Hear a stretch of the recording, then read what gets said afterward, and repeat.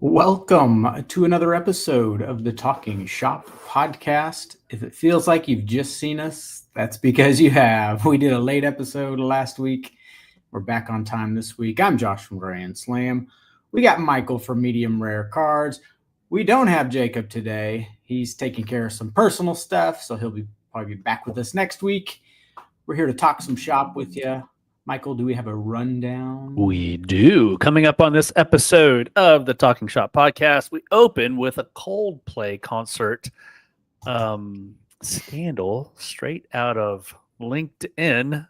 A signed Cooper Flagg showing up with some Uber Eats because, cardboard and loaded tater tots always go together. In hobby news, we have a $350 million counterfeit bust that rocks the memorabilia world. A collector lists a sealed Pokemon set for $6 million. Mickey Mouse just outsold Michael Jordan. Can you believe it?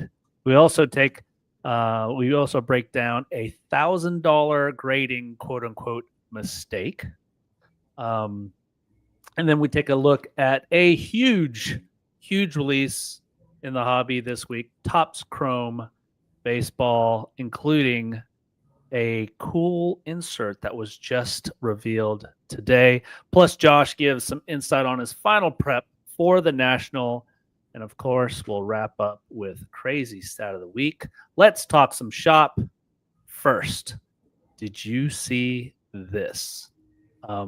And I was actually a little surprised. If you're not under a rock, are you talking about the Coldplay thing? No, actually, I'm not going to lead with that. See, I'm zigging while everybody else is zagging. Uber Eats is giving away Cooper Flagg TOPPS cards now.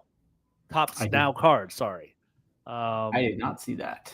Yeah. I'm sure this comment section is full of gold. And I'm not going to play the video, but apparently you're getting cards, random cards. And this ended, so this is not, and this was very localized. I believe it was just in Arizona. But can you, what do you think of this, Josh? Do you like this? I've got my thoughts, but I want to hear what you have to say. I don't like it. I just don't like such gimmicky stuff, I guess. I don't know. I'm torn because it's good for the hobby when the hobby is kind of intertwined in all sections of society. It's going to keep it flourishing for much longer and keep it relevant. But some of this stuff gets I'm just starting to get a little tired of TOPPS now. A little TOPPS now fatigue. I get it. Yeah, this is, interesting fact. Cooper Flagg, Bowman Autos. Those are 4-figure cards on the regular. So he's in demand. It'll be interesting to see what happens in December. That's usually when basketball card products drop. But I'm thinking, I don't know. Sometimes I don't do a lot of Uber Eats. Do you do a lot of Uber Eats, Josh? I do almost not. I don't know if I don't like the idea of someone else handling my food, or maybe it just can't be that fresh. Like I would never get like fast food brought to me. Yeah. I don't know, man.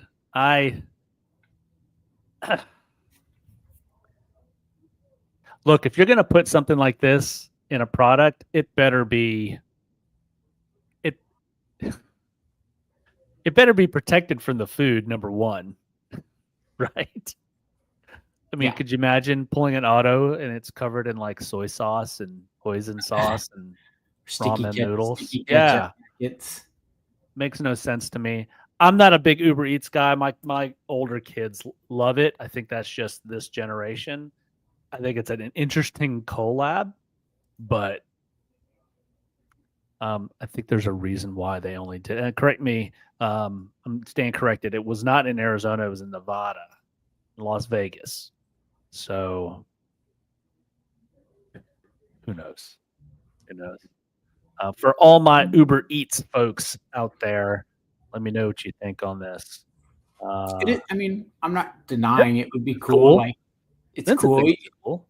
It's like, it's that added chance to. I don't know. I saw the newest Mr. Beast video, and they did a thing with DoorDash, and it was like his contestant had to get something DoorDashed in 8 different states. He had an airplane, and it was like, you need to fly to 8 different states, get a DoorDash, and get back here by a deadline or something like that. And so it was just like their clever way of like pushing DoorDash. And so DoorDash probably was sponsoring it. And so I don't know. This is kind of cool. It's a clever way to get Uber Eats more mainstream and more a top of mind. And Sleeve It Sports Guard says Uber Eats drivers about to be ripping all those packs. Yeah, like how do you know that if you originally had something and the driver took it, you would know if it's random, right? Like it's supposed to be snuck in there. I love it. I didn't even think about it. I didn't even think about it. I mean, what if the Uber driver is a collector, right? And he has a whole bunch of Topps Now cards. Just he does his own repack. That's like a bait and switch. Yeah. And you get a Topps Big League pack switched out for a Topps Now card. I don't know. Let us know what you think, guys. Should they bring this to your area on this eating and cards? Now, there's nothing wrong with grabbing a nice snack and ripping some cards, but in the same package with somebody that probably doesn't care about either, right? That driver doesn't care about your food or the cards that are in your food. So it's just, this is not going to end well. That was a great segment. Thank you. Brought to you by Uber Eats, who sponsors that. Well, speaking of unexpected drops, and we're not just talking about rookie cards this time, but you mentioned it. And let me bring up this photo. If you've been living under a rock, then you missed this. But holy, caught with your pants down on the kiss cam. Yeah, and everybody's talking about how, like, well, not everybody, but if they'd have just swayed to the music there for 3 seconds, they'd have moved on to someone else and nobody would have been any of the wiser. It's only the reaction that got them busted. Now you don't have a conspiracy on this. You don't think somebody knew that they were there and that this was a setup? No, I just think it's bad. It was bad timing. Bad timing. There's always a conspiracy theory sprouts out of everything, and not everything can be conspired. But yeah, it just the total obvious reaction, because you've seen this before. Like sometimes the kiss cam will pan over to people. They're not all over each other like this, but they might be like sitting really close, and they kind of like scoot just a smidge away from each other, and then people are like, "Oh, that looked a little suspicious." So this was totally like hiding, ducking, running. Oh yeah, they knew it. That's the only thing I think that got. They knew it. In the fact that somebody mocked this up. No, I mean, if you're just listening, it's a mock-up. This is a mock-up, guys. Topps Now did not do this. This is a mock-up, but it's a 101. We're just friends. Coldplay couple. I was saying, like, people are these poor people. I'm like, you know what? He's a billionaire. I think he's gonna be all right. Like, well, he's half of a billionaire now. Yeah, well, it's the kids you feel the most sorry for, because they got to go to school and their parents have been memed to death. Oh my goodness, I can't even imagine. I can't even. Hopefully, they're kids that have thick skin and can take it in stride, and maybe the parents will help them. Guide through that. So, I didn't know if we wanted to cover your national prep now before we jumped into new in the shop, but you pick. Yeah. You let me know. Yeah, my national prep is very minimal. So I'm going this year solely as a shopper. I've got the Tom Brady Planetary Pursuit checklist on my list. So I'm just going to try to hunt down some cards. I'm going to drop a whole bunch of stuff off with Tag for some end of show grading pickup. Just because they're my favorite slab in the whole industry, and so I'm going to have a bunch of like PC Brady stuff slab that's not expensive. But yeah, no, that's nothing. I'll see the distributors and see the companies that we work with, and say hi to a bunch of people, and then just shop till I drop, window shop till I drop, and then make the trek back home. So I'll take a bunch of pictures and videos and Please do. So the last time I went with you, Josh, we stopped and you picked up some shoes on the way. Do you have any plans to pick up a new pair of kicks on the way to the National this year? No, that's right. We did do that. No, I'll make sure that I just take some comfortable shoes because that's a must-have for that show. Now you're not. Are you a big national trade night guy? Are you planning on doing some after-hour trade night action? I'm more open to it this year.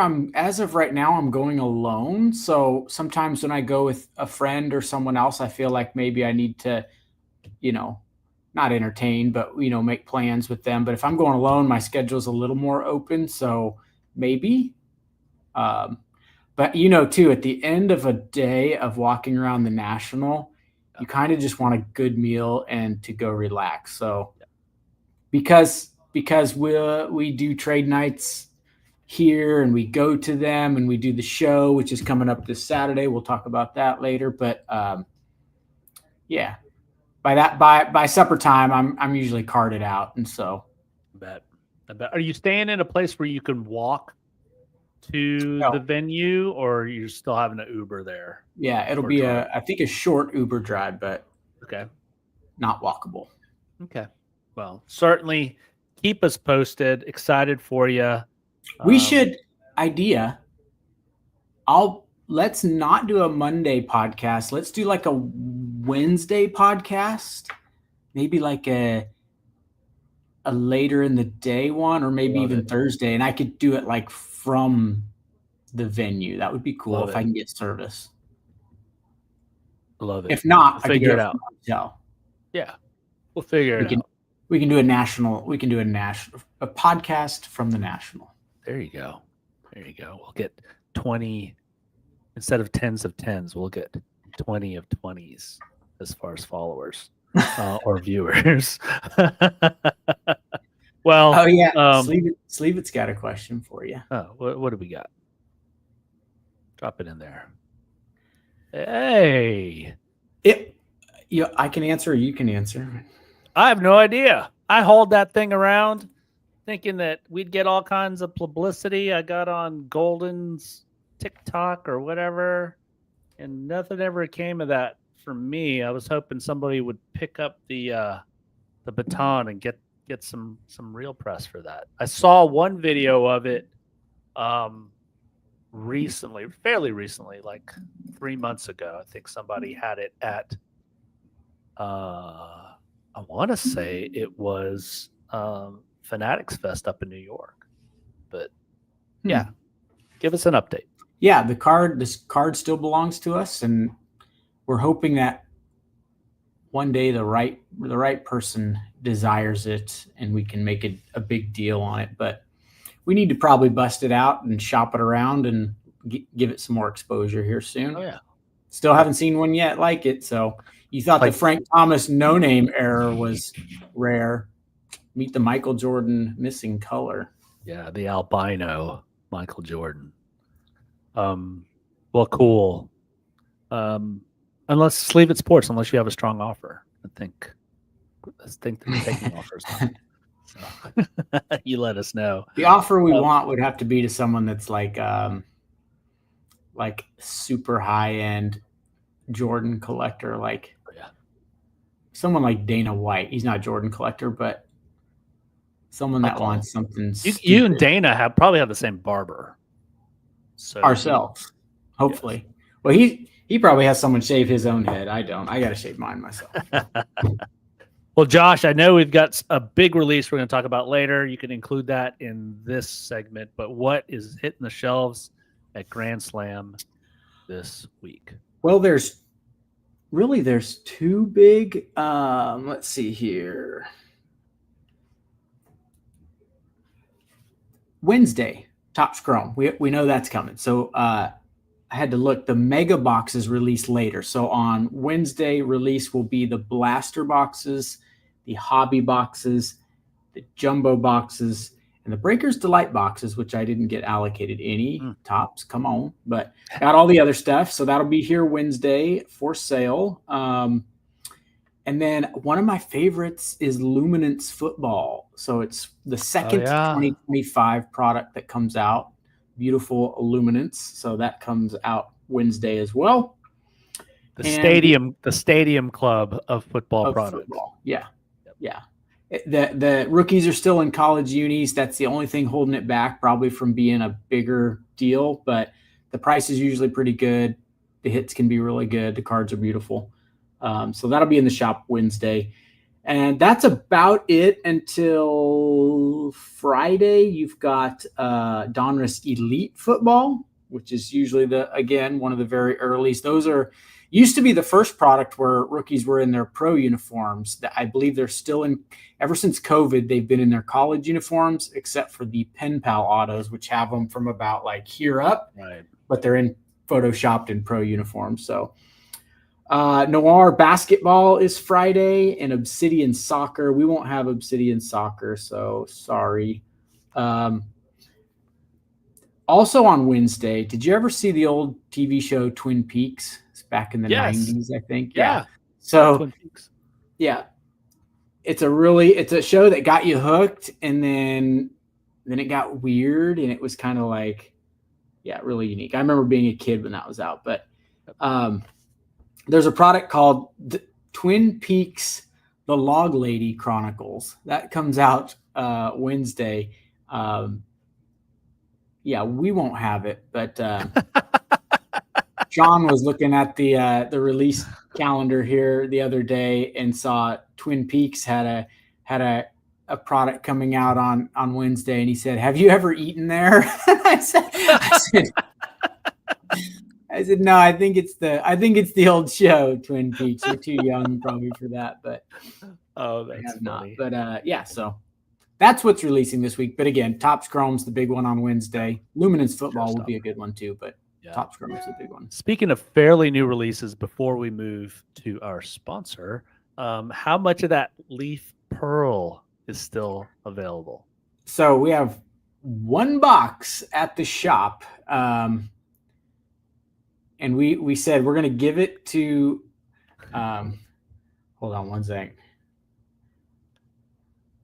When work calls, when you're in the middle of course, the guys need an answer from me real quick. Okay, so we have one box. So the cases are two boxes. I thought I got allocated a case, which would be the two boxes. I just got allocated a one box, which is a half a case.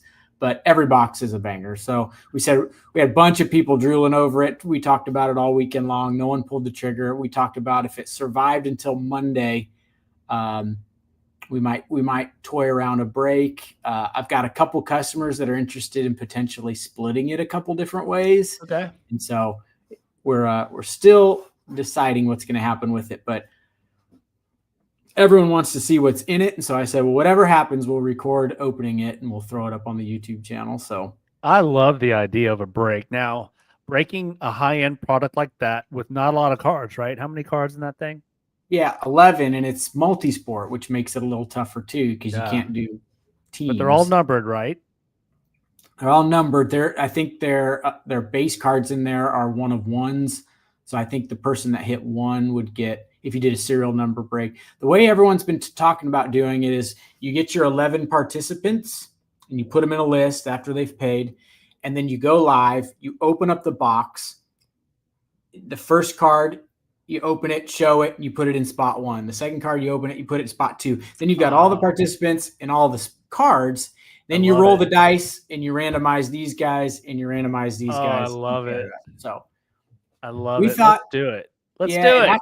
It'd have to be like 300 a spot, but we got to thinking like, man, even the worst spot, you're probably getting $100 card. So you're not getting smoked or blanked. And a few of the spots would do really well and everyone else would, probably get their money's worth, but we'll see what happens after the podcast. I hear him talking about it in the shop a little bit ago. So, but whatever happens, we'll record it. That's awesome. All right, let's get a quick word from our sponsor. I saw Jeremy pop in. Jeremy, we're not going to forget about talking about the show. We're going to do that just in 1 second. If I could just find it. There it is. Are you looking to get your cards graded? Well, here at Grand Slam, we've simplified the process of submitting and getting a card graded. All you have to do is drop off your cards and kick your feet up, while our transparent tracking ensures that you are up to date with every detail along the way. When you log into our website, you'll immediately be greeted with each card in the grading process, along with where it's at in the process and its final grade. And with over 1,000 submissions and some of the top cards across the country being submitted through us, we have become a well-trusted source to handle and submit your cards. So you can do more collecting and leave the chore of grading to us. So don't sit on grading your cards. Get them submitted today at Grand Slam, where grading's made easy.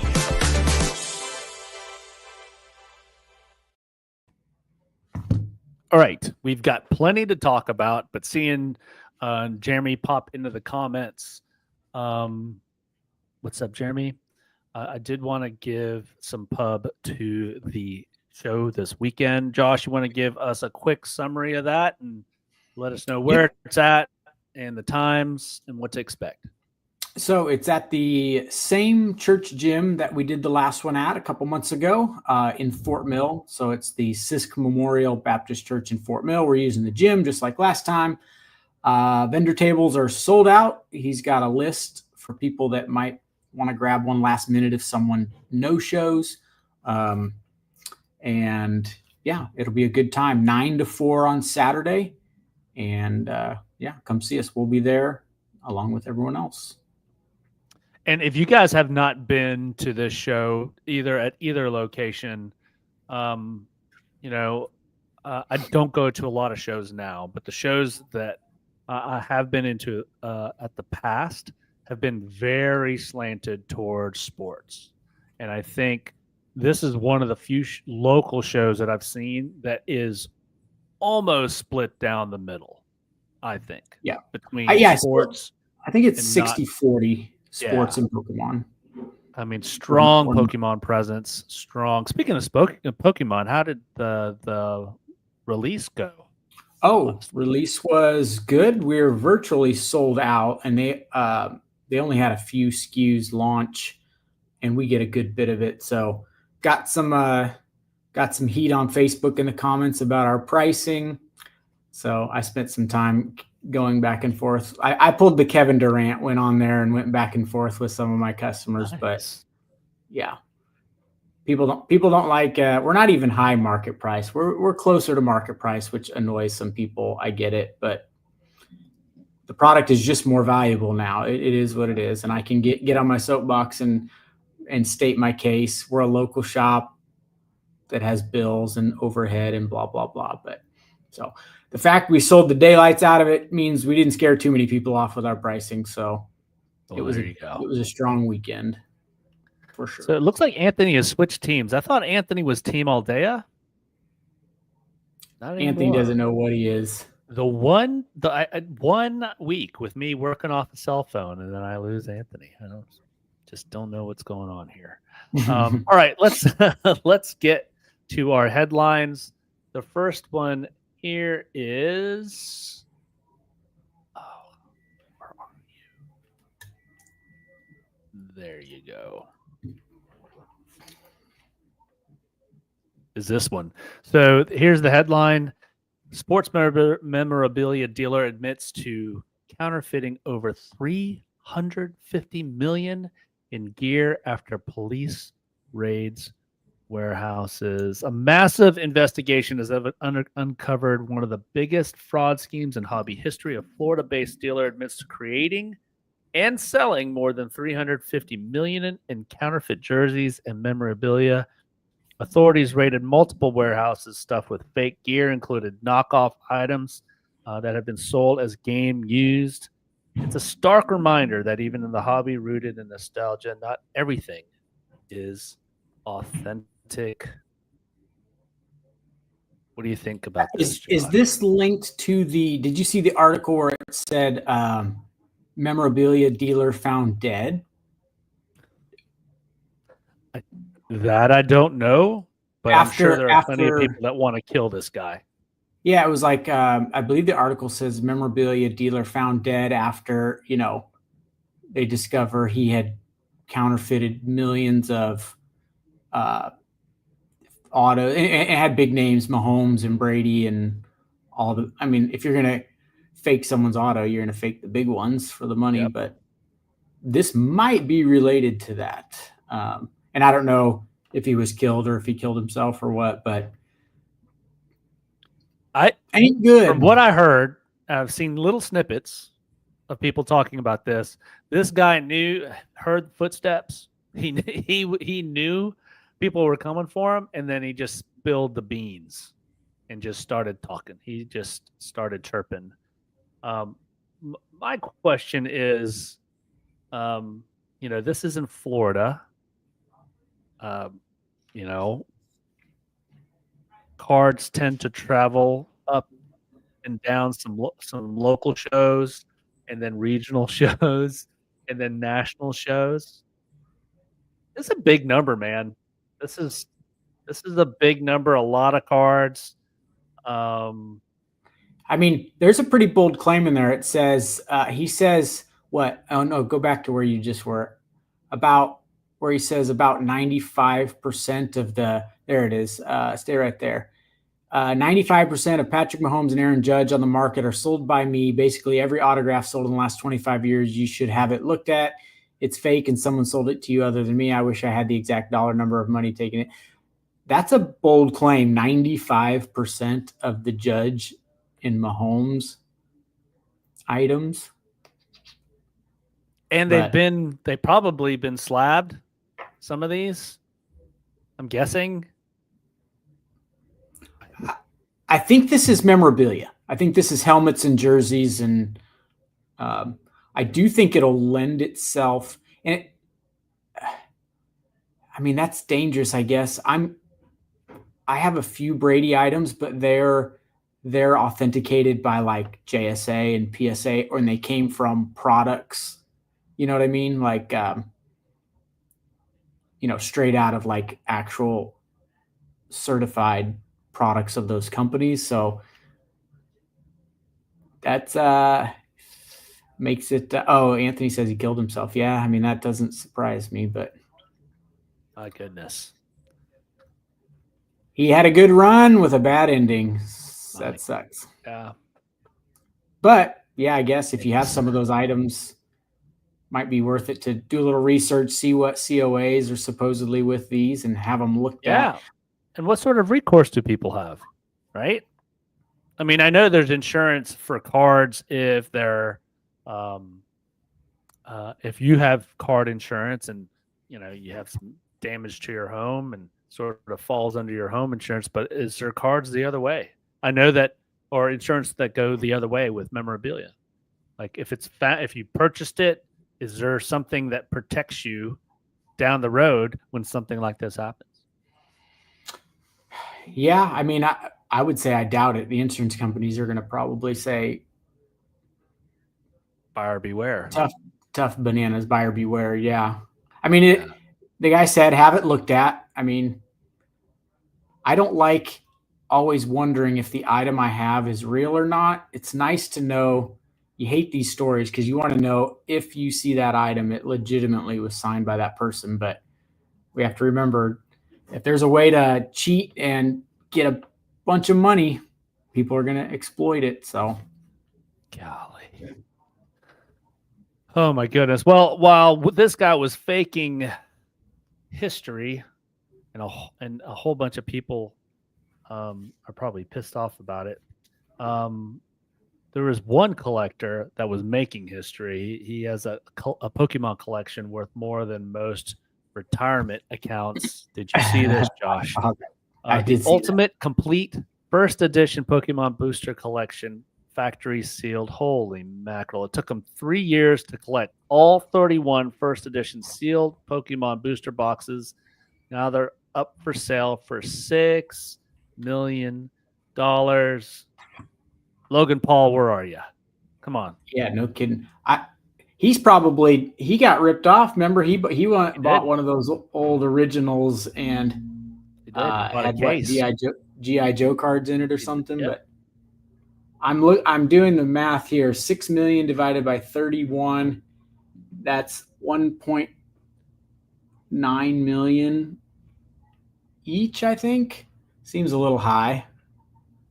I'm sure he's asking that so that he has room to negotiate with serious buyers, but I'm sure. And for him to put this thing together, the sum is greater than its parts here, right? To put this set together probably comes at a premium as well. But so plus, Josh, with the extra 6 million you have in your couch cushions, do you just buy this set and then just sit on it and pass it down, or do you are you pulling the box cutter out and opening these things up? What do you think? No, that's the most foolish thing to do. The first comment there says it great. It said this person says I would drink too much one night and there goes $6 million. Yeah. It's always worth more sealed. We have that conversation, not just with Pokemon, but with everything else. Everything's just worth more sealed because you're buying the potential. And I mean, if I were to ever buy something like this, which would never happen, but you got to have some sort of guarantee that when you go to open this, that these can't be filled with GI Joe cards or Ninja Turtle cards, right? That's a great point.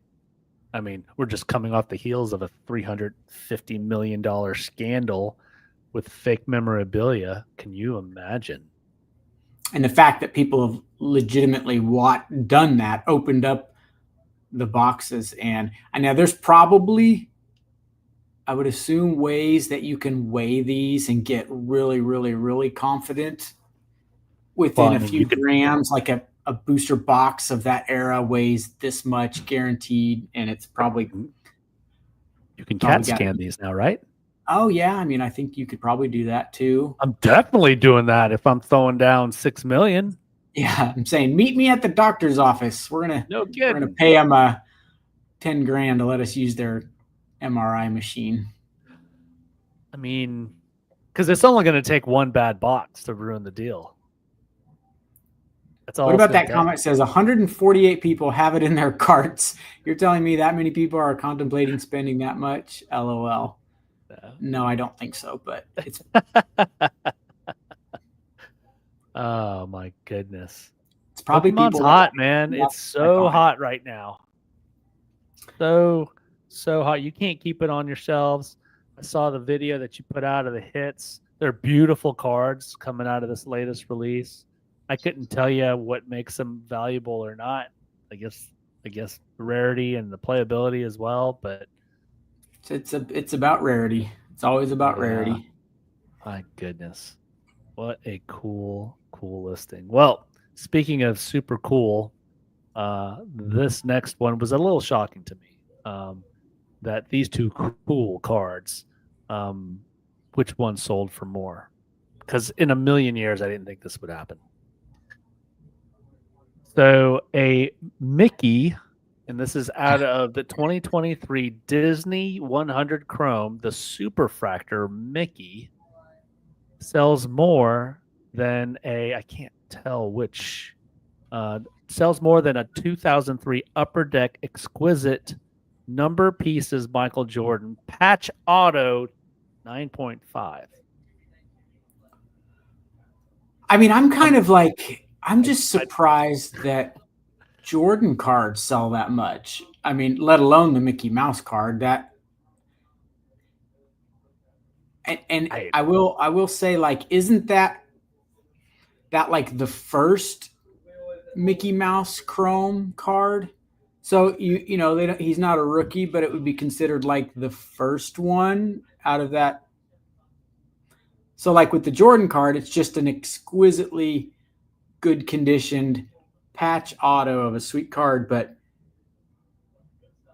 why would a Michael Jordan card like that sell for $500,000 when Tom Brady's card similar to that wouldn't sell for more than a 9.5 from a early career Brady would be like $3 or $4 grand, $5 grand maybe. Why even 10 grand? Why such a discrepancy? Why is Jordan stuff? And I'm not stupid. I know he doesn't sign a lot. Neither does Brady, but that seems like an awfully large gap between GOATs. I don't know. And look, the story That's is question number one. Why are Jordan cards so expensive? And then again, why is the Mickey card so expensive? Well, it's the only one. According to this, I don't know when this sold, right? There's no timestamp on when the Jordan sold. And then I'm guessing this the Mickey Mouse Superfractor probably sold just recently.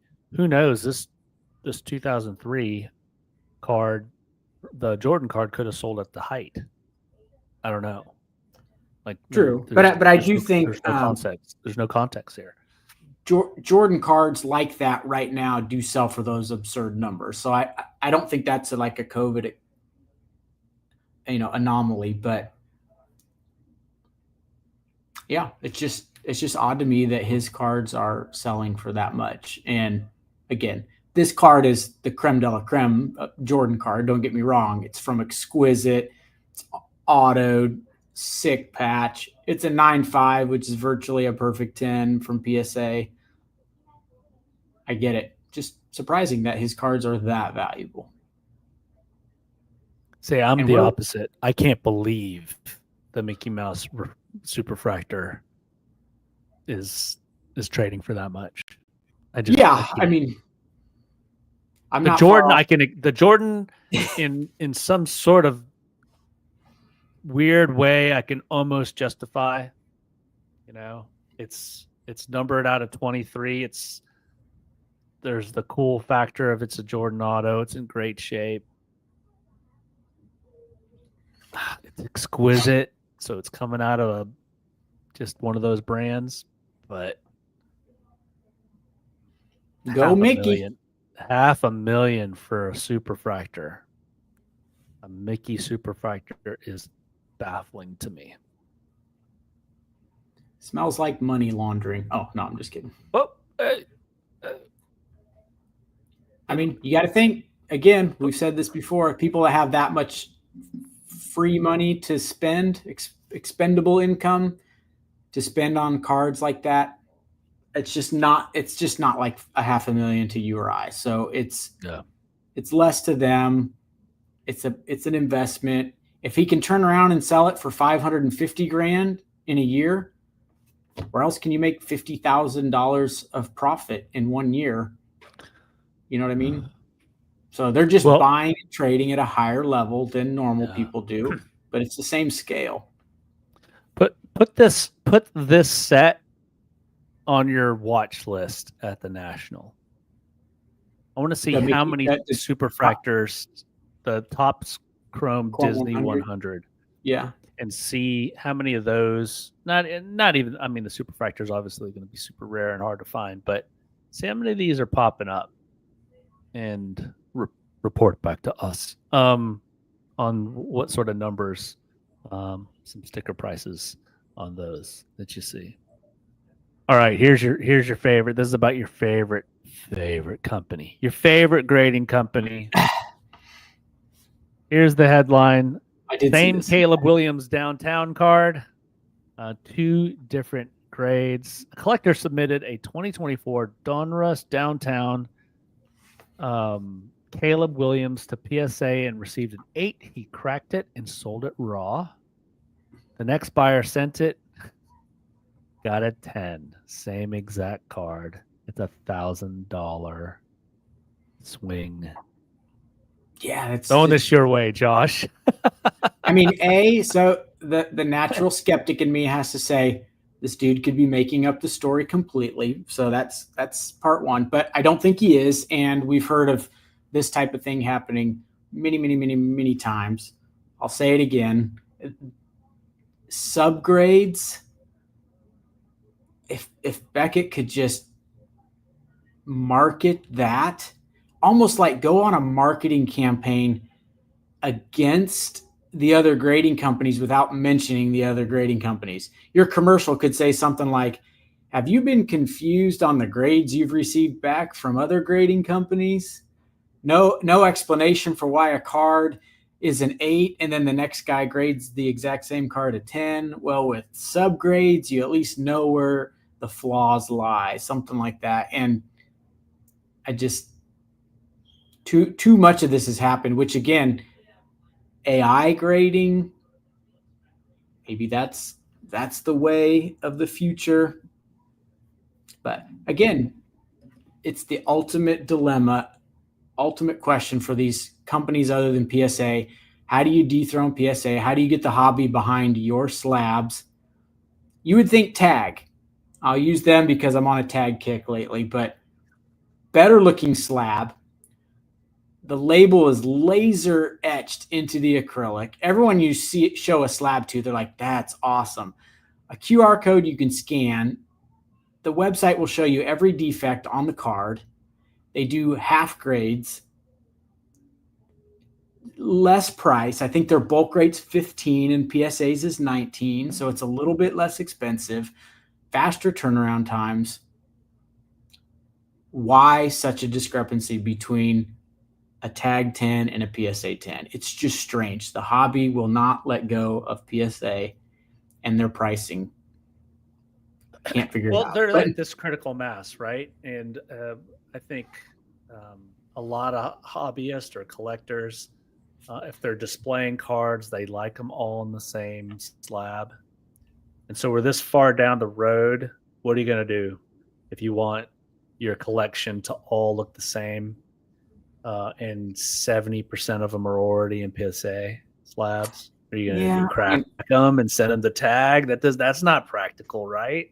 You're going to crack them and put them in one touches? No, because then you're just burning money.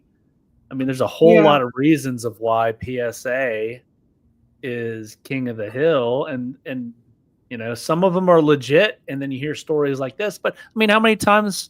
PSA gets the short end of the stick when it comes to stories like this. But this has to be the case with every grading company, right? This would be the case. You're going to find instances of this. Yeah, I get. You could argue that because there's so many more PSA examples out there is because, you know, there's so many more PSA cards out there. So there's probably a little bit of that. But again, if you're using subgrades, you know what to look for. And it makes a little more sense if, here's a perfect example. What if that PSA 8 Caleb Williams had a bunch of surface gunk on it? He cracks it, sells it to the other guy. The other guy cleans the surface, doesn't do anything shady, just wipes the gunk off, sends it to PSA. Well, it was an 8 and it was a 10 based on the surface. So with a subgrade, you would know that. Those are little details that people aren't talking about, but there's definitely, you know, we know that my Brady card I sent, my Bowman Chrome rookie, got a PSA 5, cracked it, sent it to Tag, and it got a 7.5. It's a pretty big gap, 2.5 point grade difference. Shouldn't probably be that big of a difference, but yeah. Let's see what we got a comment here. It's all about resale value. PSA will always be king. That guy could have left fingerprints on the car. Oh yeah, there you go. See, he's thinking the same thing. He should have paid for grader notes and PSA also. Yeah. So again, you got to pay extra for that, but he could have done that. But that's the question. Will PSA always be king? And why is PSA king if it's the same card? I guarantee you I can look at a card with my eyes. I have perfect 20/20 vision with good light and good magnification. I can tell if a card's a 10. Why does Josh's grading service sell your car in a perfect 10 for way less than PSA? It's the same card. It's the same condition. All that's different is the company that looked at it. I don't know. I'm not the only one that complains like this. A lot of our customers do, and a lot of people. Yeah. And look, I was bringing that up. I tend to agree with you, Josh. I mean, what is it? More than 1.5 million cards a month. You're going to have this happen more often, and you're gonna need a certain amount of graders, and it's the 80-20 rule, right? 80% of the mistakes are going to be made, and they're never going to get caught. And but this is a high profile player, a high profile card. This was probably traded between friends, and it was said, "Hey, let me know what you get. If you send this in, I want to know." And because it needs to be put out there. But as many stories as we hear, as many gripes as we hear, I just think at 1.5 to 1.8 million cards a month, there's going to have to be a million card scandal to bring this down, of fake slabs in the market or whatever, to bring down PSA, because I just think they came on during the COVID boom, and it's one of the things, a lot of things from the COVID card boom have come and gone, and things are starting to normalize. I think the PSA, the want and the demand for PSA cards being in PSA slabs, I think that's just going to be a thing from here on out. See, or some not just a fake slab scandal or a big scandal at PSA, but maybe some sort of big reputation hit with, a higher up PSA executive gets caught at a Coldplay concert cheating on his wife. That's fantastic. Well, we've teased this. Now let's talk about it. 2025 Chrome Baseball drops on Wednesday. There's the cover boy this year. That is the hobby box. Let's just take a look at this. This is the same. If you guys are new to the hobby, if you guys just started collecting, and the first baseball product you opened up in your life was Topps Series 1, this is the same design. It's just the chromium finish.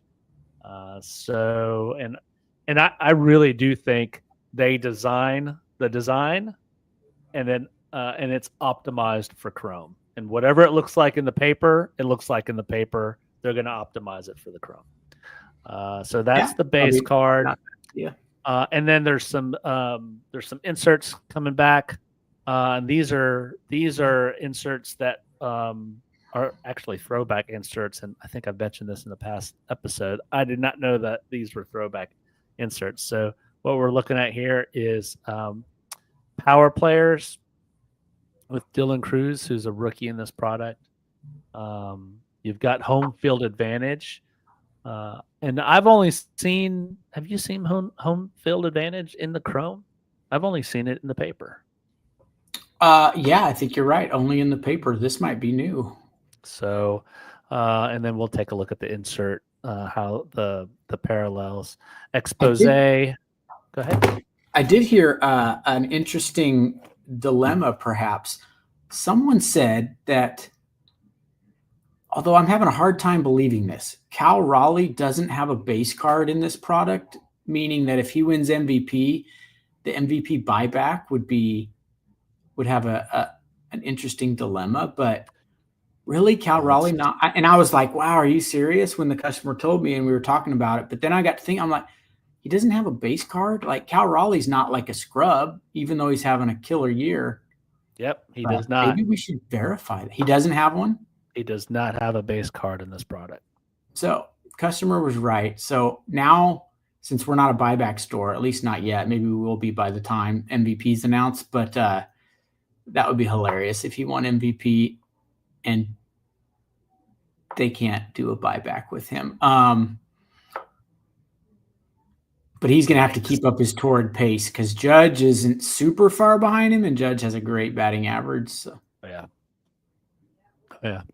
Yep. So there's that home field advantage. It looks like there isn't a parallel for this. It's not exactly an easy pull. either. It's 1 out of 1,057 packs. So I feel like in the paper product, traditionally home field advantage was not that hard to pull, but this seems like it's really hard to pull in Chrome. And hopefully that's going to have that refractor finish to it. I don't think there's any way that this wouldn't. So those are going to be beautiful cards. Yeah. We need something to make those home field advantages a little more downtown-ish for resale value, because they're so cool and they look just as good as a downtown. Absolutely. Well, one of the inserts that I did want to flag is this one here. This dropped 3 days ago. It's a just-in legendary Japanese artist Takashi Murakami designed ultra-rare cards for TOPPS Chrome, limited to just 3 copies in existence. I don't know how to read that. Is that 3 they're copies? numbered to 3. Because if you look at each card, they're numbered to 3. So yeah, of each player or of limited players. I don't know how to read that. I think it's each player.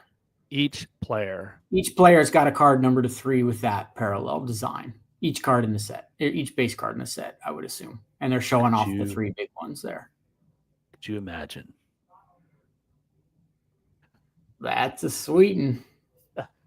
It's super cool too, because if you guys are just listening to this and not watching it, I don't know who. My notes are saying this about Murakami. His artwork is sold for over $2 million at auction. Not his cards, but his artwork has. And now his TOPPS Chrome inserts are expected to be some of the chase cards for the entire run. Thoughts on this, Josh? You like this? I like it. Yeah, I like it. I like the fact it's numbered to 3. They're going to be super hard to pull, and they'll be worth a fortune that way. It's not just another random parallel. You got a story and a little context behind the parallel. He's a Japanese artist, and so Otani and a few of the other big Japanese players kind of has a little link there. So yeah, I like it. Oh my goodness. Can you imagine? Now we're going to see them all pull out of blasters. That's right. Retail.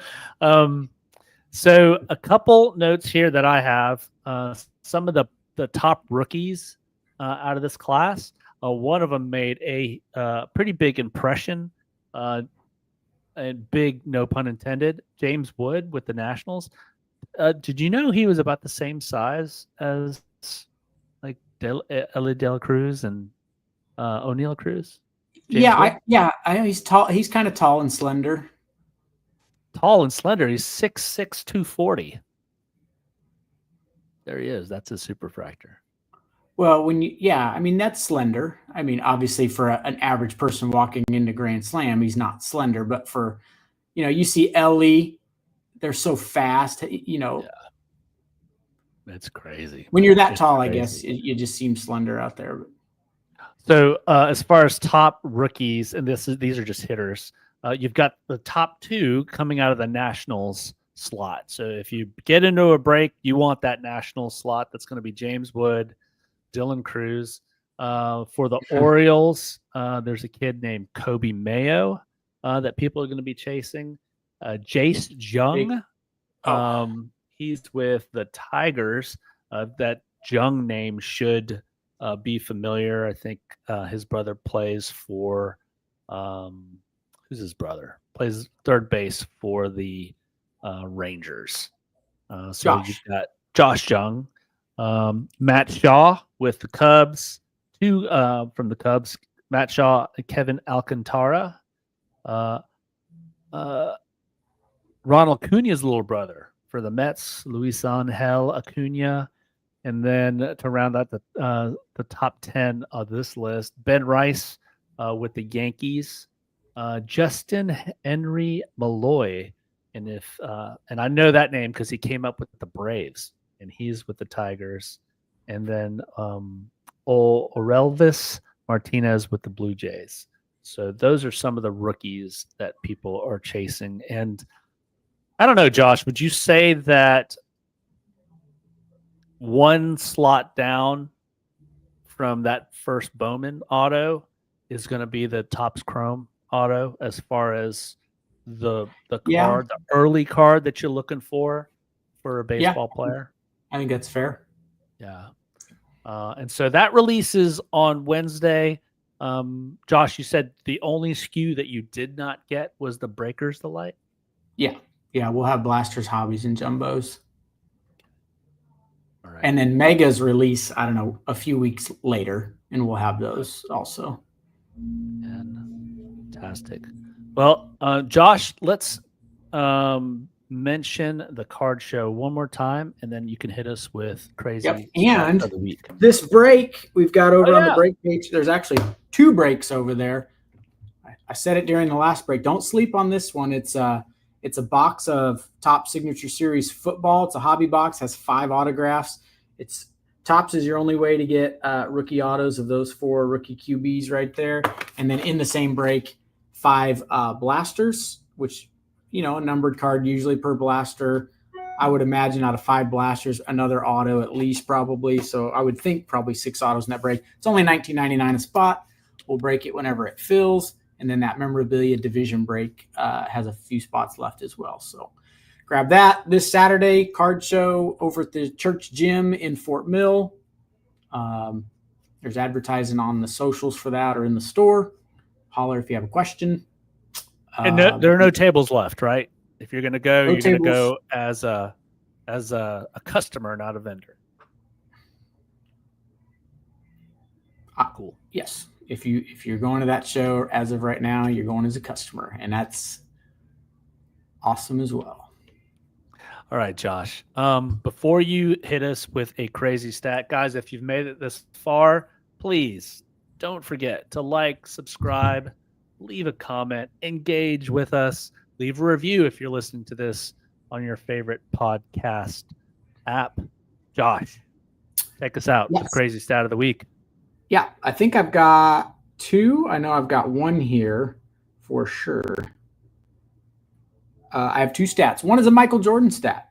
So in the page looks like that. It's hard to see, but the stat says Jordan had a streak from 1990 until 1998 where he never lost 3 games in a row, including the playoffs.